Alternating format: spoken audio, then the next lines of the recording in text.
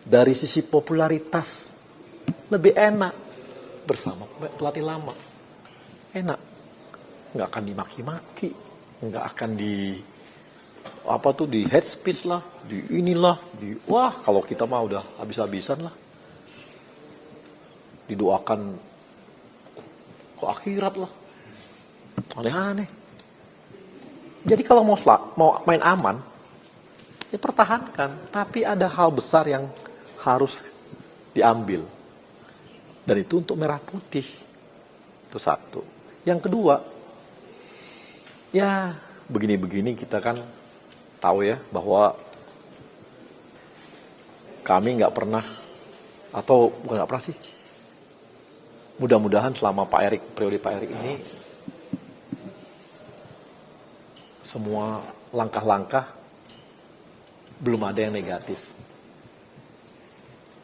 Mau di liga, perbaikannya, usia muda, U17 kita masuk, AFC, U19 kita masuk AFC ke U20, U23 kita, senior, perempuan kita, artinya kan semua berproses nih. Ya, langkah-langkahnya bagus. Jadi kali ini tolong dipercaya aja, langkah kami ini bukan langkah, memang berat, tapi yang tadi itu, kalau mau popularitas gampang, kalau mau cari aman gampang, tapi ada hal besar yang harus kami kerjakan. Dan gak ada untungnya, apa untungnya coba? Untungnya cuma satu, untuk merah putih. Gak ada yang lain gitu. Dan itu, kemudian, nah ini kita kebetulan ketum kita ini kan, dia ini mengelola klub Eropa. Pernah bahkan mengelola klub Eropa besar yang di Serie A. Pemain-pemain diaspora kita itu cara berpikirnya kan cara berpikir Eropa. Melihat tim pun secara Eropa. Ya. Jadi agak beda memang dengan cara kita lah ya, yang selalu berpikir head coach gitu. Beda ini. Coba lihat. Kenapa di Eropa itu disebut misalnya pelatih itu manajer? Kenapa bisa disebut, ada ternyata pelatih technicalnya? Itu di Eropa terjadi. Jadi harus ada leadership di sana. Maka dicarilah pelatih yang punya leadership, yang pemain diaspora kita itu sangat hormat. Sangat hormat. Sehingga apa yang akan dia sebutkan itu akan diikuti oleh pemain-pemain diaspora kita. Dan pemain diaspora kita makin lama levelnya makin tinggi. Mereka itu butuh pelatih yang mereka dengarkan. Ya itu konsekuensi kita pengambil pemain diaspora. Yang makin lama level makin tinggi. Bukan lagi yang standar, makin lama makin tinggi nih. Jadi butuh yang namanya pemimpin, pelatih. Nah, didampingi oleh asisten pelatih yang kuat secara teknikal. Ini pun sudah dicari oleh Pak Erik. Soal nanti, ada kelemahannya. Nggak ada pelatih di dunia ini. Nggak ada pelatih di dunia ini yang nggak punya kelemahan. Ada aja kelemahannya, tapi dicari yang mumpuni. Pelatih tekniknya mumpuni. Ada dua itu. Jadi kombinasi inilah. Jadi Pak Erik ini membentuk yang namanya tim kepelatihan. Yang punya leadership, tapi ada juga yang punya kemampuan teknik. Nah, ini yang gaya Eropa ya begini. Akan beda kalau kita lihat cara di Indonesia yang selama ini dianggap head coach-nya itu ya udah seperti itu aja. Ini enggak, ini lengkap. Ini akan ada lengkap. Mudah-mudahan nanti coba dengar aja. Siapa nanti yang khusus asisten pelatihnya ini teknis. Yang pasti ya level tinggi lah di Belanda juga. Bagus lah. Maksudnya bagus lah dari Belanda juga diambil. Yang punya prestasi meloloskan klub-klub masuk era divis gitu. Jadi oke, mudah-mudahan ya. Jadi, nah asisten seperti ini yang lagi yang semua ini satu kesatuan. Satu dihargai, satu punya kemampuan teknis juga, yang lain dan sebagainya. Dengan seluruh tim yang lengkap.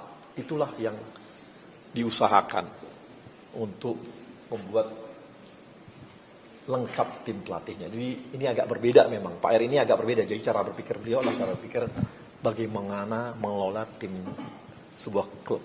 Tim di Eropa, karena pemain diaspora kita makin lama, makin level tingginya, makin tinggi gitu levelnya.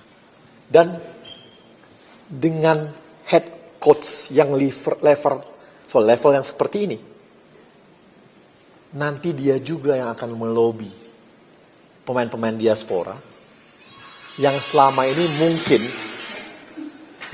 mungkin belum terbujuk untuk mau masuk ke kita. Jadi nanti dia juga yang akan melobi dan mengajak pemain-pemain diaspora untuk masuk ke kita. Nah, yang ini pun dipikirkan sampai level itu.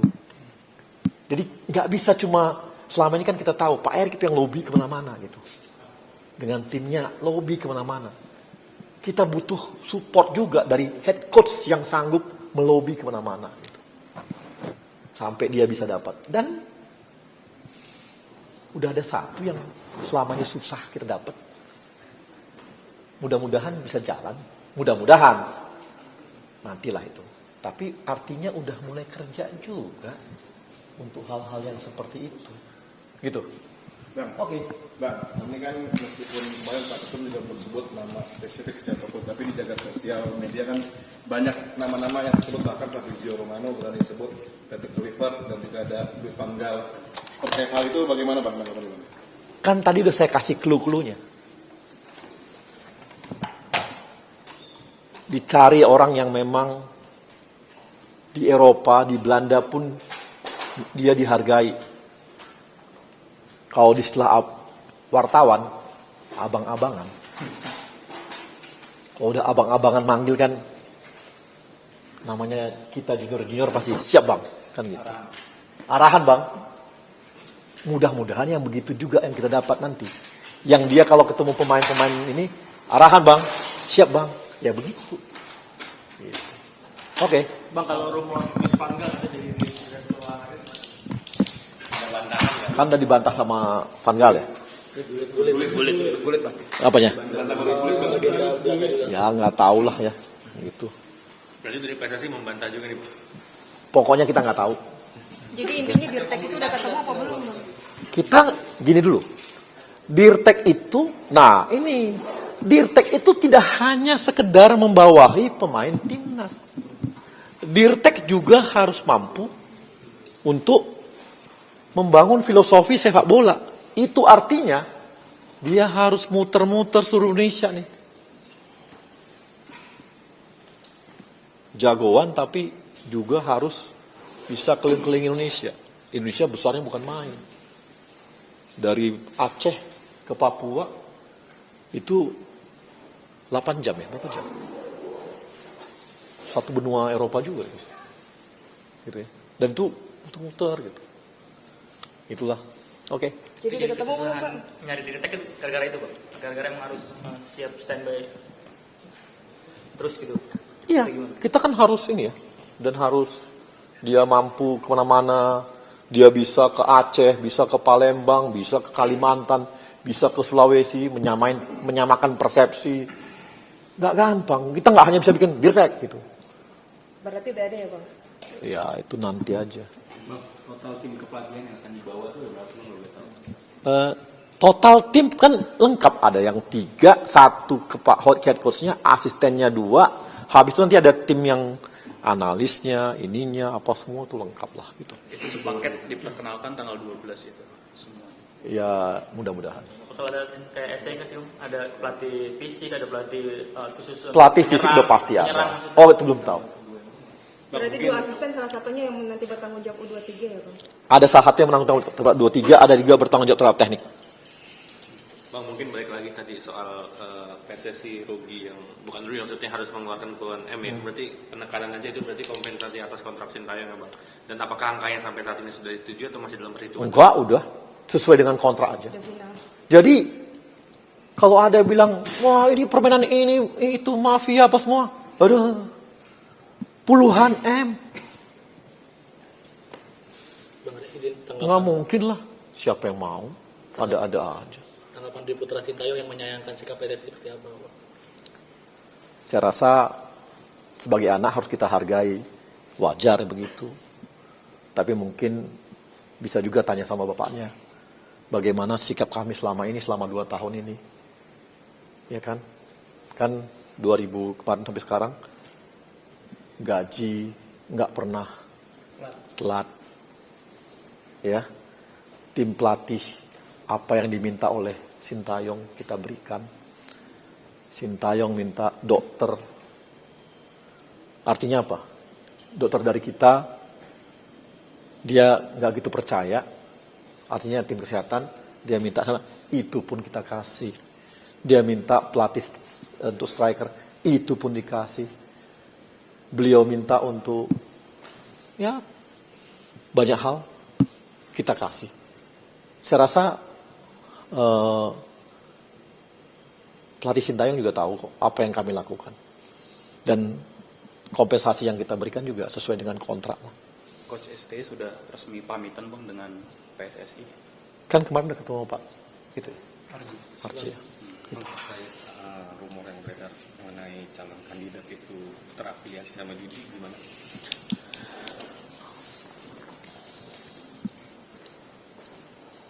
Kandidat, saya juga belum tahu kan kandidat yang mana gitu. Ya, kita nggak tahu kandidat yang mana gitu ya. Dan susah juga ya kita ngomong apa semua.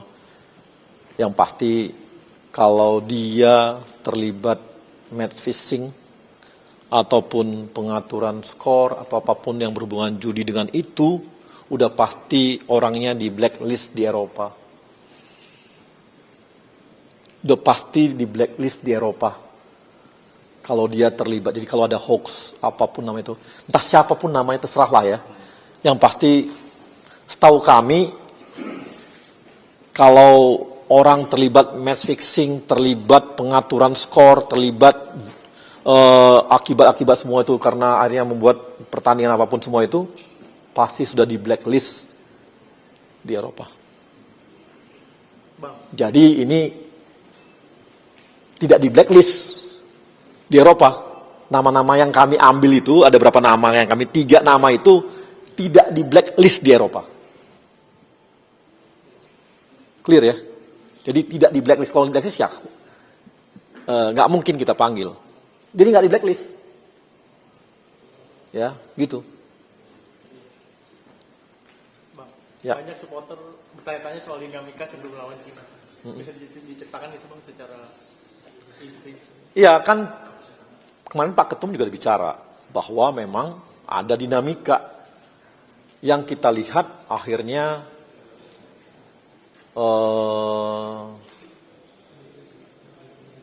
memang keharmonisan itu yang berat. Nah itu yang membuat